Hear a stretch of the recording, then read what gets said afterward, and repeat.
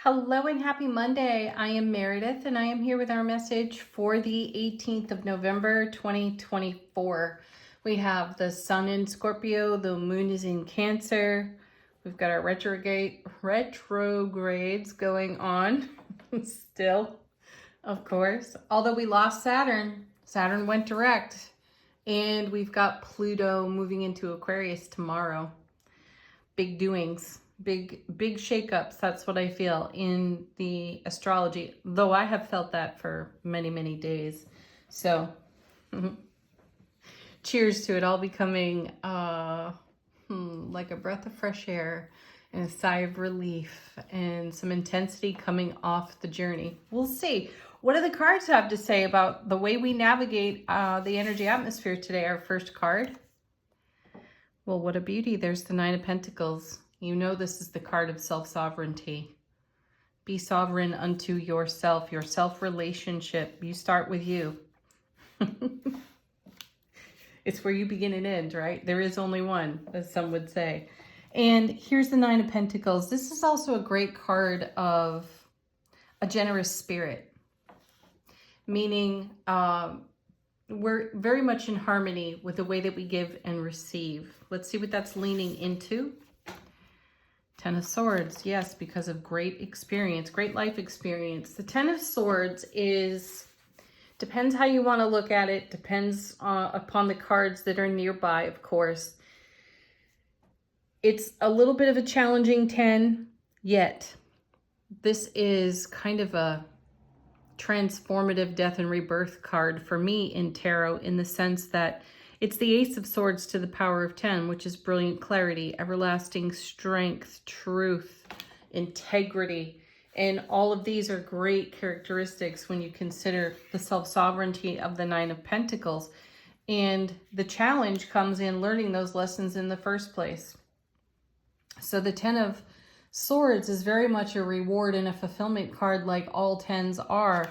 Though it speaks to, it acknowledges, it honors some of the harder points of the journey to get there. Some of us learn these lessons the hard way. And it's a little bit, the Ten of Swords respects that. So respect yourself, respect your wisdom and your knowledge. And I feel like with these two cards showing up together, this is not a moment to take your eye off the ball. You have a sense, you have a knowing, you have a feeling. Listen to it, because your wisdom and your experience and your self-sovereignty are making you aware of your extrasensory perception, however you may channel that for yourself. Let's see what's next. Two Wands. Yeah, exactly. Here we're about to step through a doorway into a whole new world of opportunity. And we've been talking about this for a while. And, the card readings last week were very indicative of our journey. And some of its more tumultuous legs in recent weeks. We've had some very high highs and some really low lows. And I feel like with the Nine of Pentacles and the Ten of Swords, we've reached this beautiful point like we see right here in this too. And we're considering our options. What are they? What are we making of the options on offer to us in the moment? What new ones are we dreaming awake in the now? And this takes focus. And I feel our first two cards are asking us to focus. Next, we have a set of two. The first being, whoa, look at that, Tower. Wow. Well, this is exactly what I'm talking about when it comes to the Ten of Swords. We've all had Tower moments, and we may be drawing on the wisdom and experience of prior Tower moments. Let's see what it's paired with. Three Cups.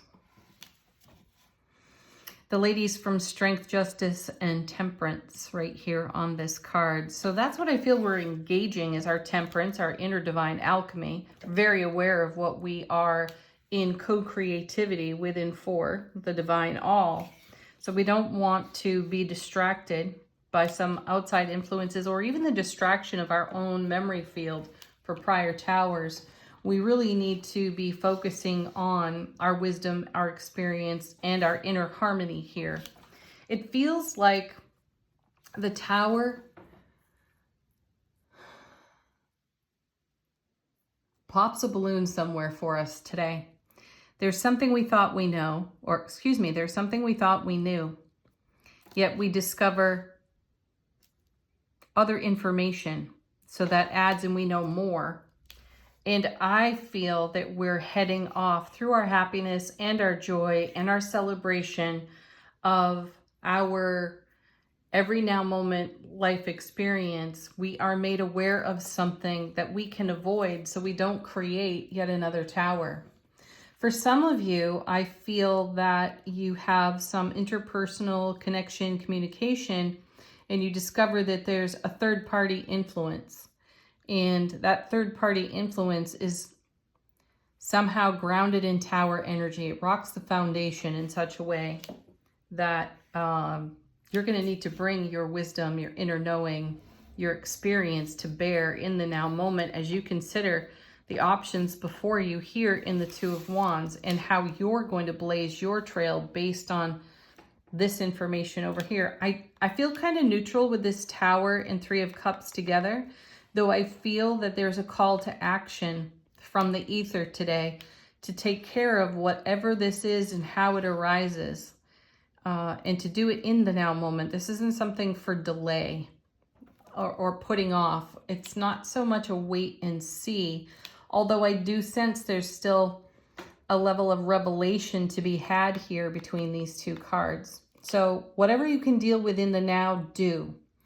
And stay open in your heart, mind, soulful coherence to discovering more. And then hit the freaking road with the Eight of Wands. Run away. No, the Eight of Wands is, and it's a very loaded card, so there's a lot of momentum here. And in the Eight, so it's fast moving information, incoming information. So it's being made aware swiftly, which ties in quite nicely with this combo between the Tower and the Three of Cups. There is a discovery, and I have a sense that it gives us kind of a shiver, like a whoa, I didn't know that.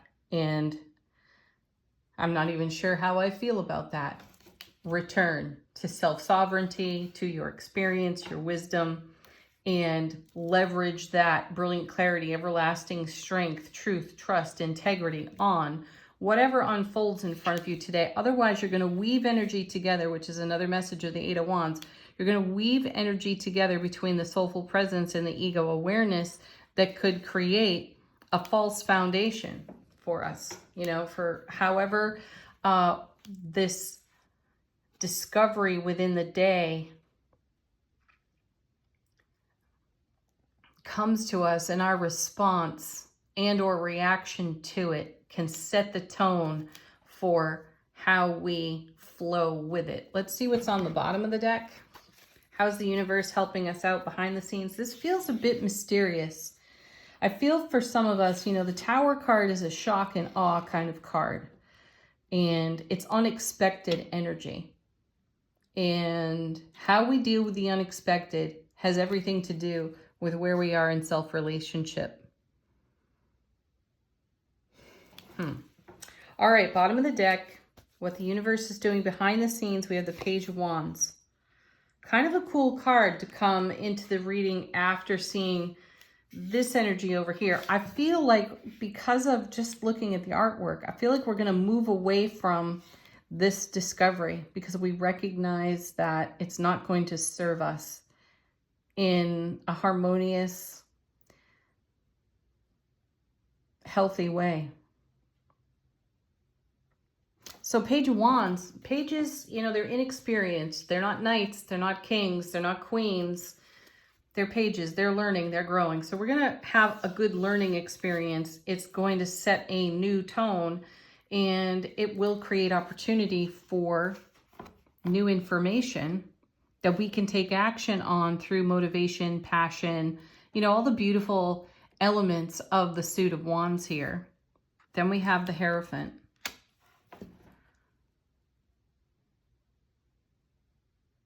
There's a traditional way to go, and there's a non-traditional way to go.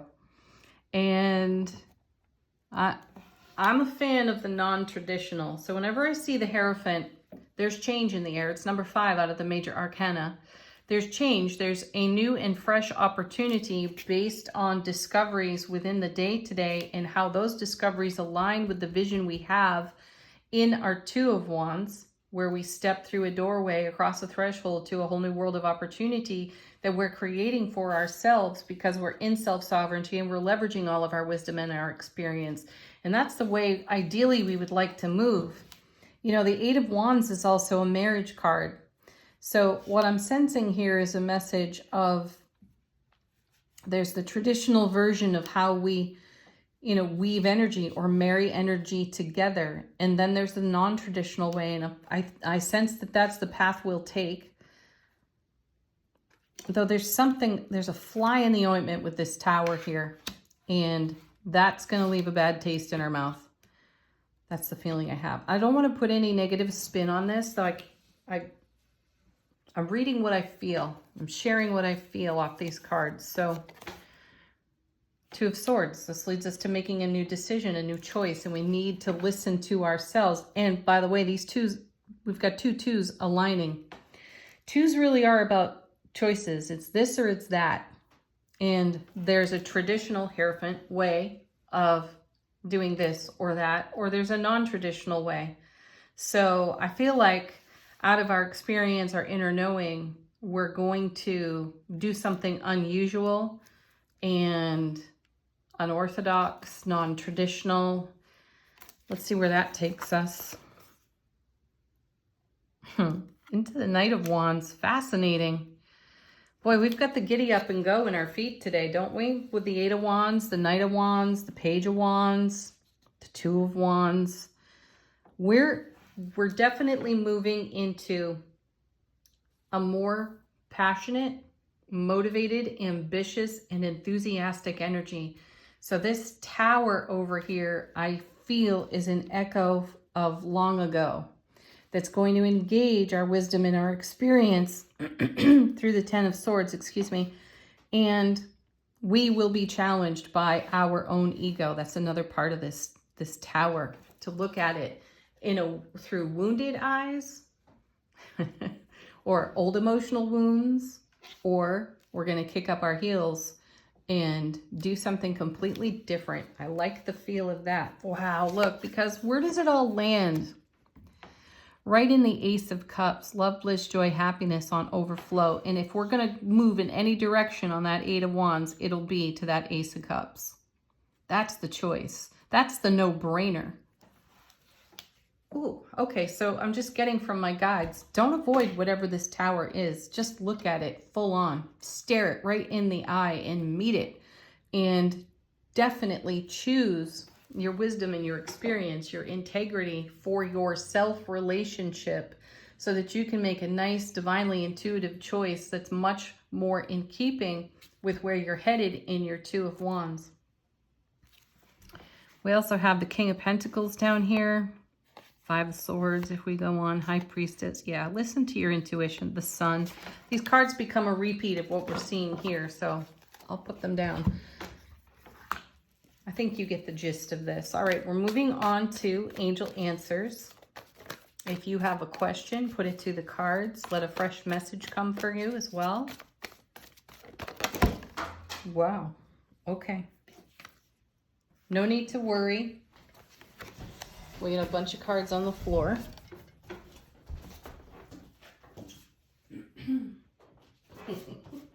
This one's back again, folks. Communicate clearly. No verbal clutter, especially in your own inner dialogue. Clean that shit up. If you hear phrasing in your inner dialogue that is not in keeping with your beautifully loving, harmonious now moment, shift it. Validate what you feel and move into an energy that's much more in keeping with your style of manifestation. Also, when in communication, interpersonal communication, connection with others, be very clear about what you're saying and ask questions if you don't understand. Vague is not an option.